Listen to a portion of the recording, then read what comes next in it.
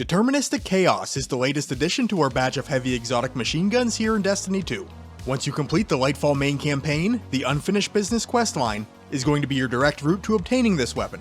And Deterministic Chaos is a solid enough weapon. It's an interesting weapon with some good utility, but it also does come with its fair share of flaws. So let's have a peek.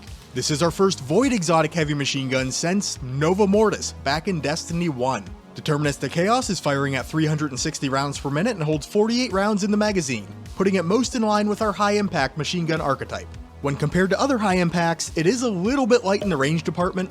The reload speed's gonna be pretty much on par, but stability, handling, and aim assist all come in well above the average. The intrinsic trait is heavy metal. Every fourth bullet becomes a heavy projectile that weakens targets, provided you're holding down the trigger. The exotic perk is Vexadecimal, which does play off of the intrinsic trait. While holding the trigger, every fourth heavy metal projectile also makes a target volatile on impact. So 16 rounds will need to be fired in full auto to get this volatile shot off. And there are a few on-screen indicators to gauge your progress as the rounds are fired.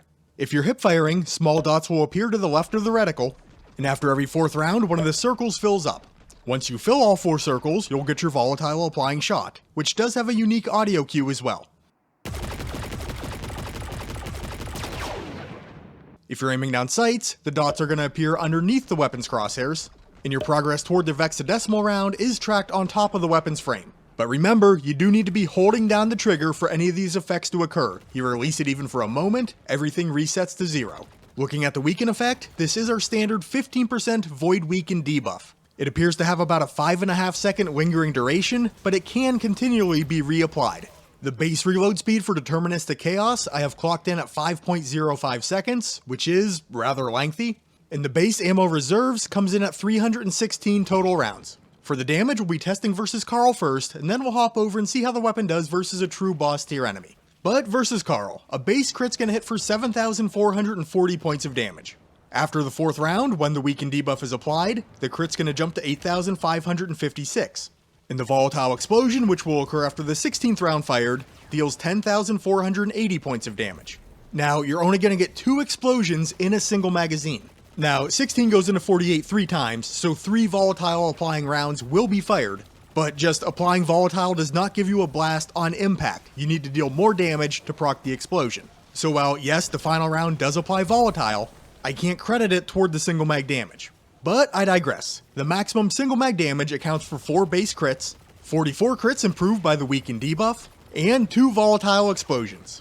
Totaling all that out, we have 427,184 points of damage dealt. The time to fire off all 48 rounds comes in at 7.77 seconds, which puts the single mag damage per second at 55,192.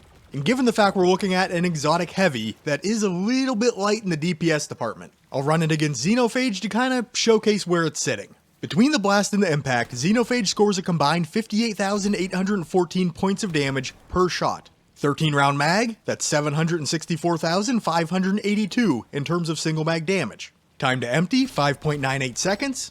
Damage per second, 127,856. And this might not be the most quote-unquote fair comparison, since both weapons are functionally quite different. But if you're looking for Deterministic Chaos to be a pure damage dealer, I think the discrepancy here highlights the fact pretty well that it does fall short. But then when moving over to a true baseline boss tier target, Deterministic Chaos's base crit drops to 4,852, and with the debuff, 5,579.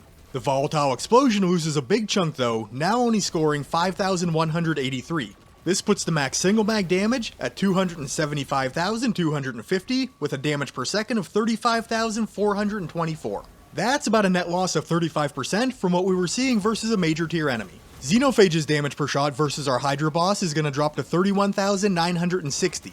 This still results in 415,480 points of damage dealt in a single magazine with a damage per second just over 70k.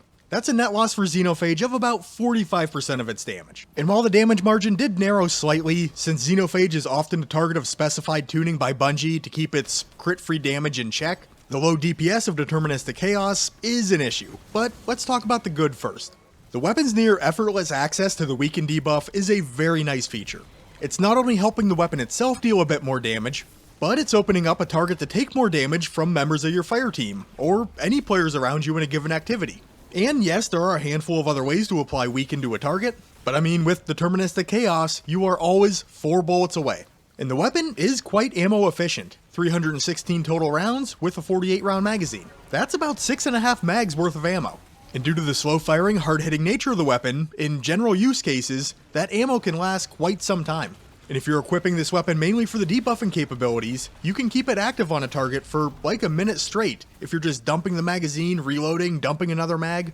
Or if you're pacing out those 4 shots, you could keep that debuff active on a target for much longer. Now, I can't think of any real in-game scenarios where you're going to need to keep a target debuffed for over a minute, but I mean, in theory, you could do it. Then, while the damage at base does leave a bit to be desired, a little help can go a long way. Get those new Void Surge mods involved.